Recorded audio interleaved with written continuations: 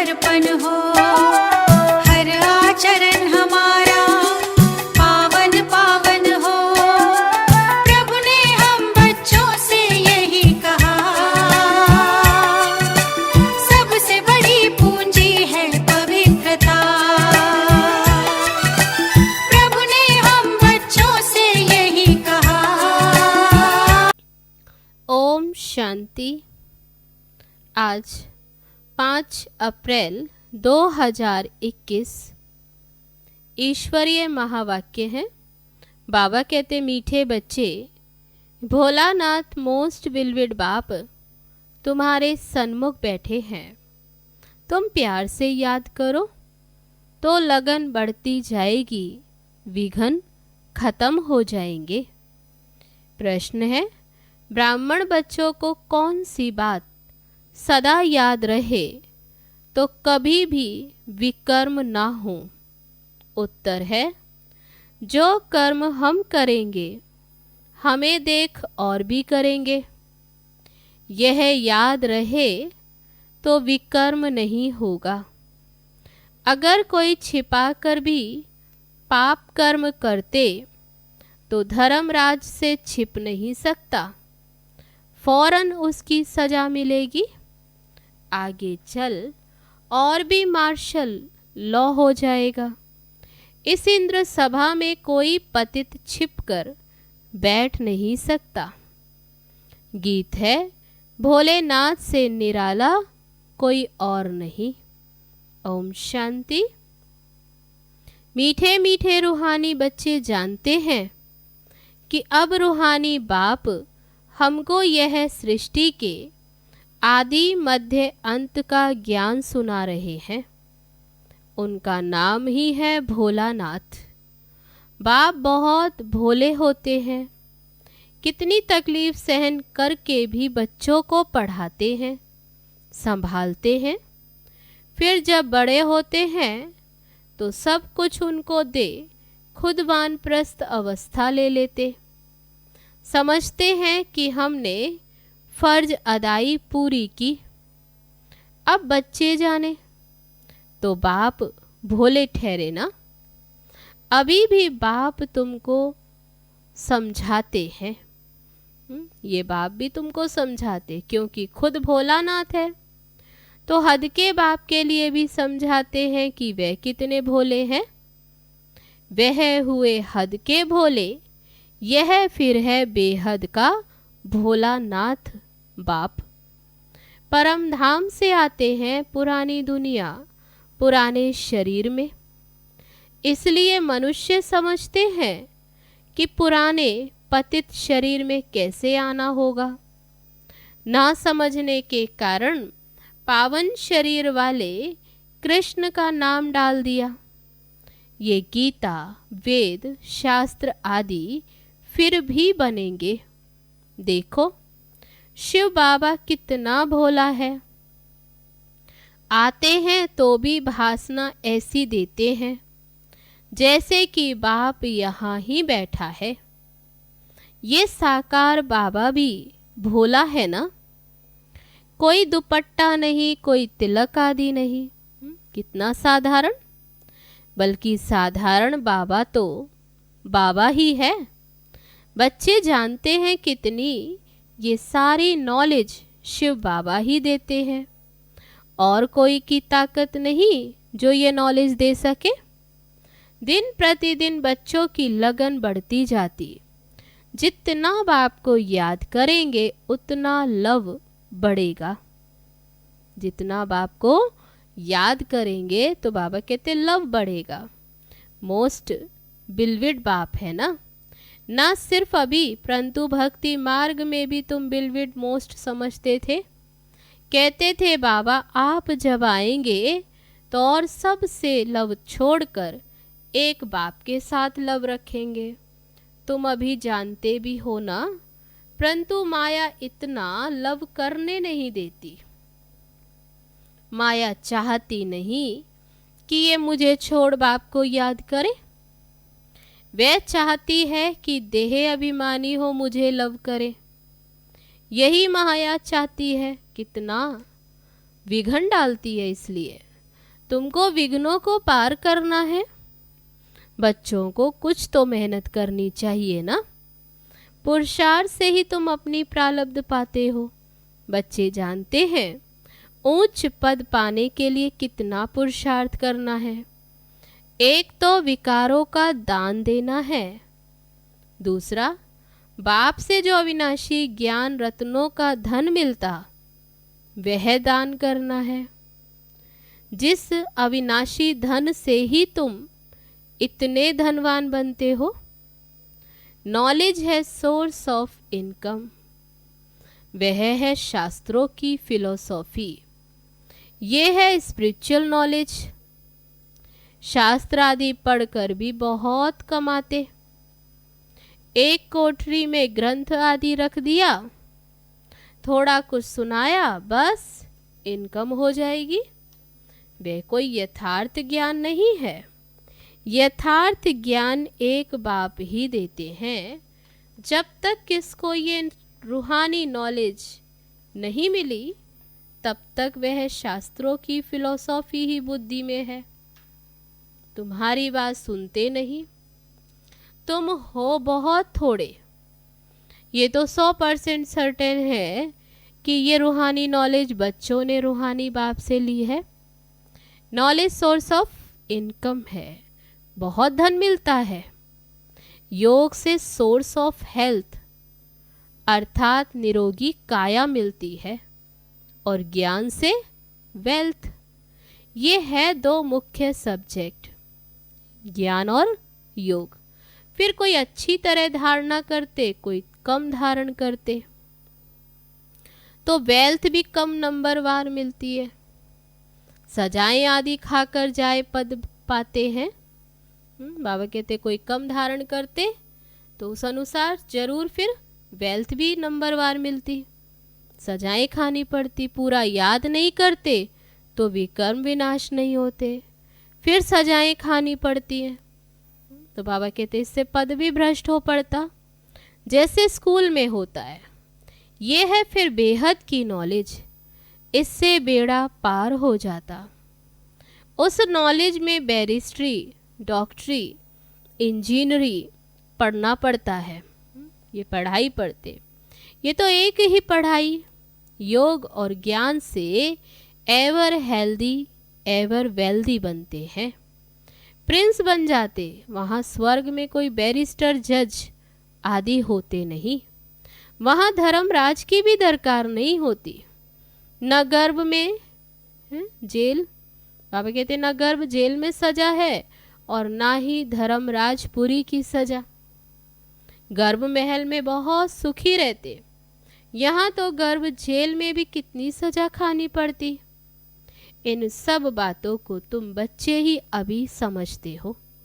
बाकी शास्त्रों में संस्कृत में श्लोक आदि मनुष्यों ने बनाए। पूछते हैं सतयुग में भाषा कौन सी होगी। बाप समझाते जो देवताओं की भाषा होगी वही चलेगी। वहाँ की जो भाषा होगी वह कहीं नहीं हो सकती। ऐसे हो नहीं सकता कि वहाँ संस्कृत भाषा हो। देवताओं और पतित मनुष्यों की एक भाषा हो नहीं सकती। तो बाबा कहते जरूर अलग होगी। वहाँ की जो भाषा होगी वही चलेगी। ये पूछने का रहता नहीं। पहले बाप से वर्षा तो ले लो, जो कल्प पहले हुआ होगा वही होगा।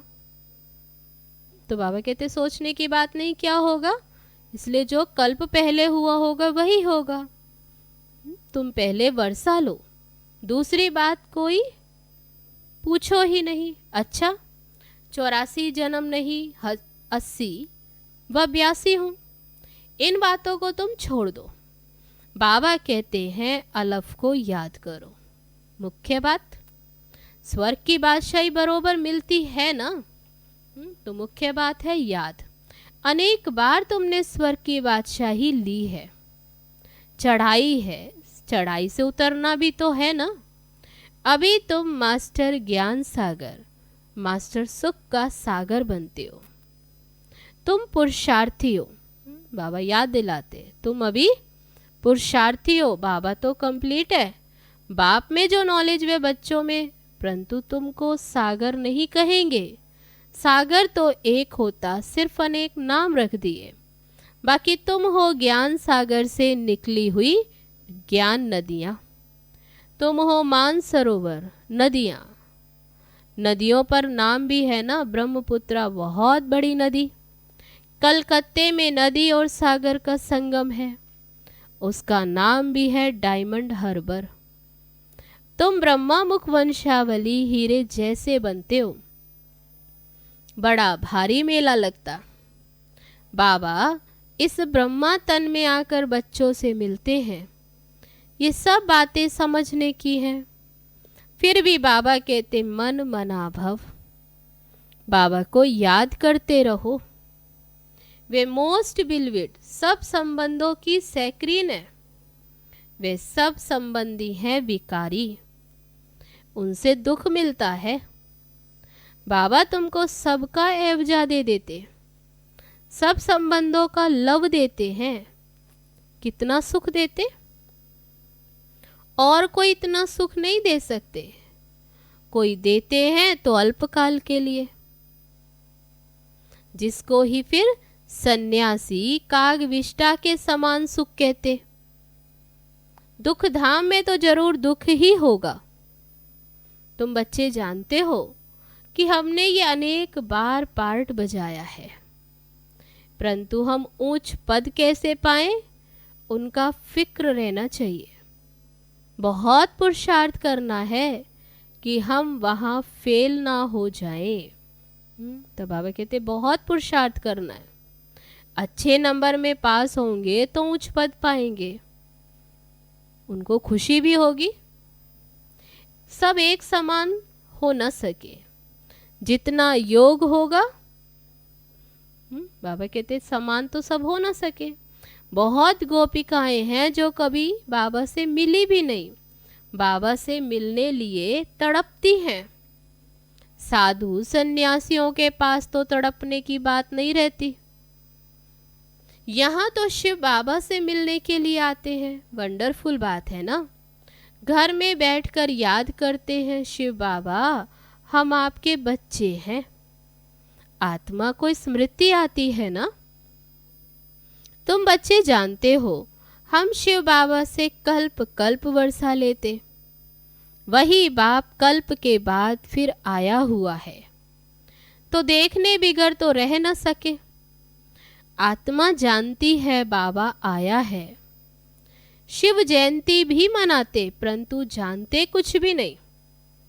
शिव बाबा आकर पढ़ाते हैं, ये कुछ भी नहीं जानते। नाम मात्र शिव जयंती मनाते हैं। बाबा कहते लेकिन जानते नहीं क्यों मनाते। छुट्टी भी नहीं करते।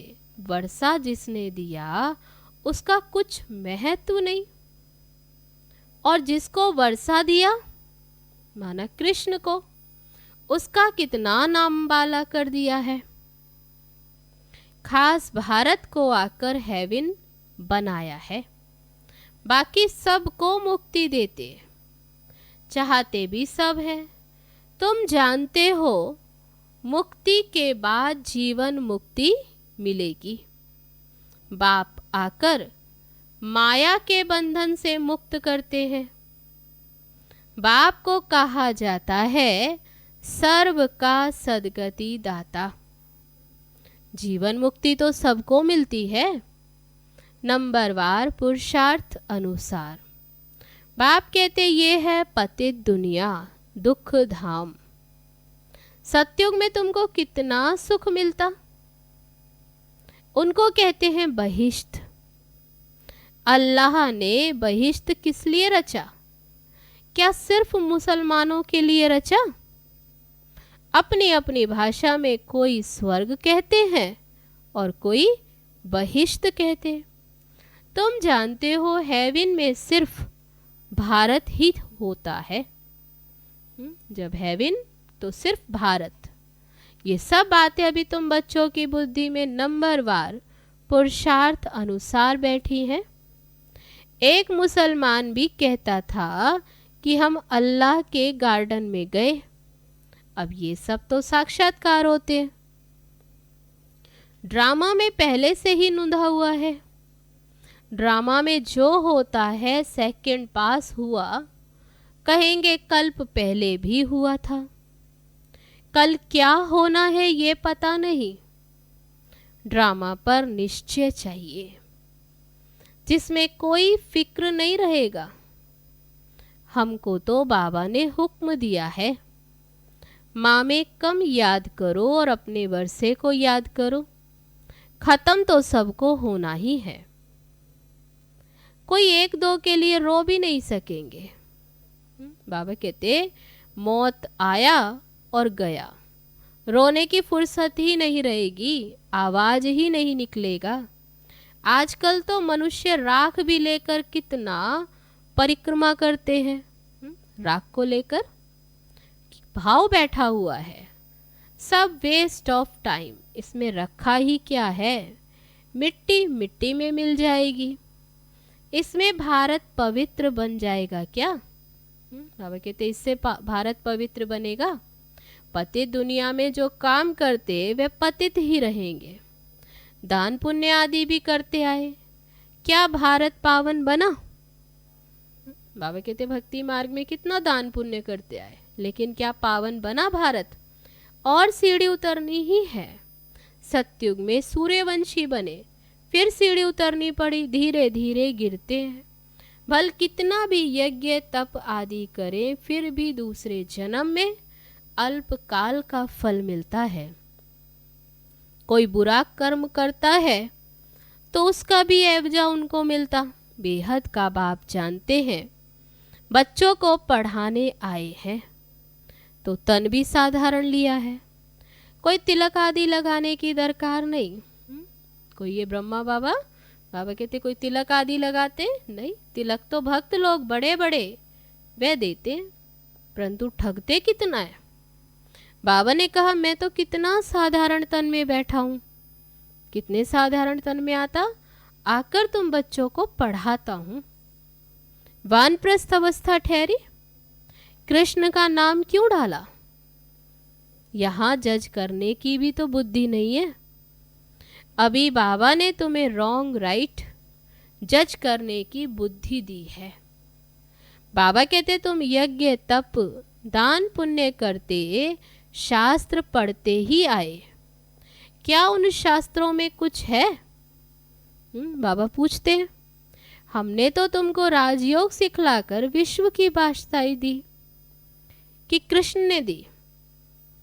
बादशाही किसने दी? बाबा पूछते हैं, जज करो। कहते हैं बाबा आपने ही सुनाया था, कृष्ण तो छोटा प्रिंस है, वह कैसे सुनाएंगे? बाबा कहते अभी तुम्हारी बुद्धि काम करती है। बाबा आपके ही राजयोग से हम ये बनते। बाप कहते शरीर पर भरोसा नहीं, बहुत पुरुषार्थ करना है। बाबा का समाचार सुनाते, बाबा को समाचार सुनाते फलाना बहुत अच्छा निश्चय बुद्धि। मैं कहता हूँ बिल्कुल निश्चय नहीं है।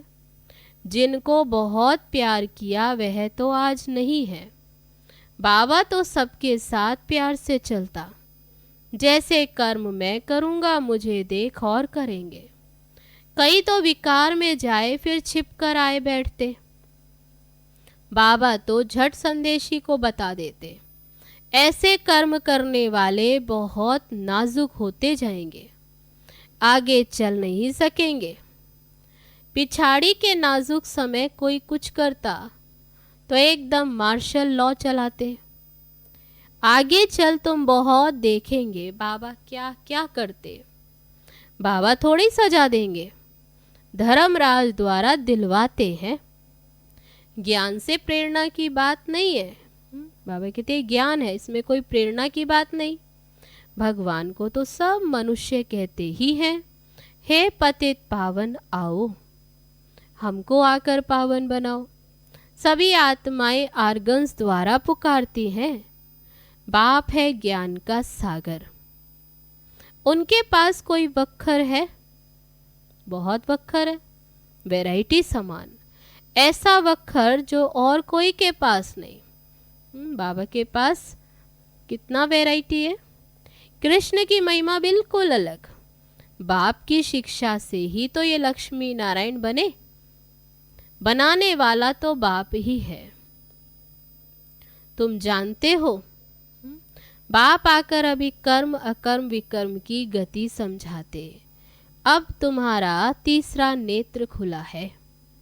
बाबा कहते अभी तुम जानते हो 5000 वर्ष की बात है, अब घर जाना है, पार्ट बजाना है। ये स्वदर्शन चक्र है ना, तुम्हारा नाम है स्वदर्शन चक्रधारी।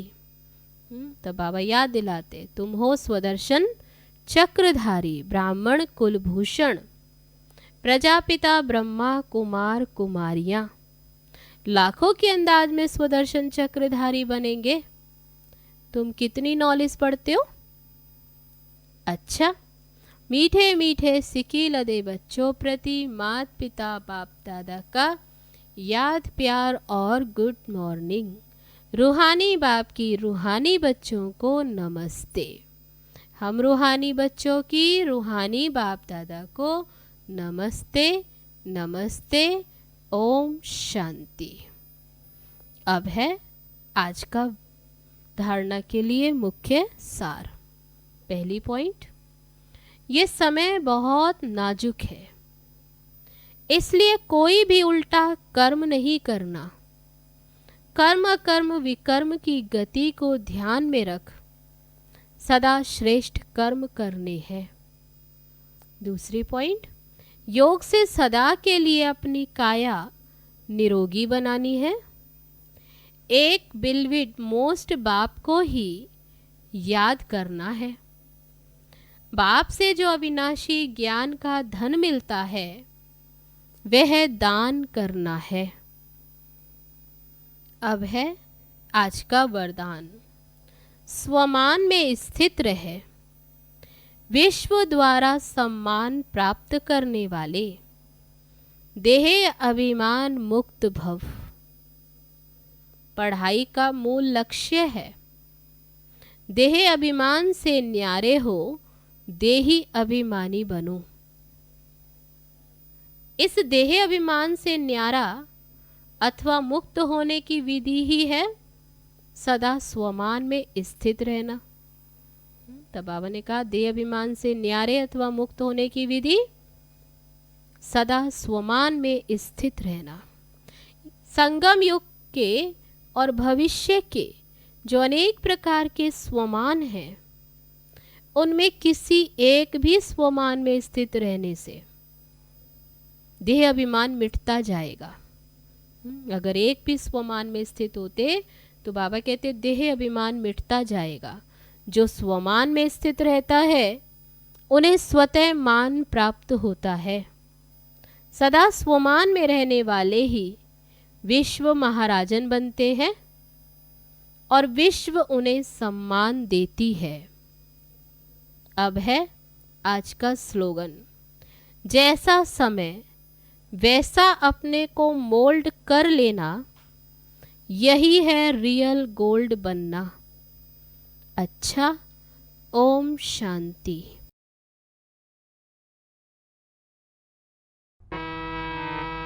कितना सलोना प्यारा घर अपना, पावन पावन आबू अब्बा का वतन। कितना सलोना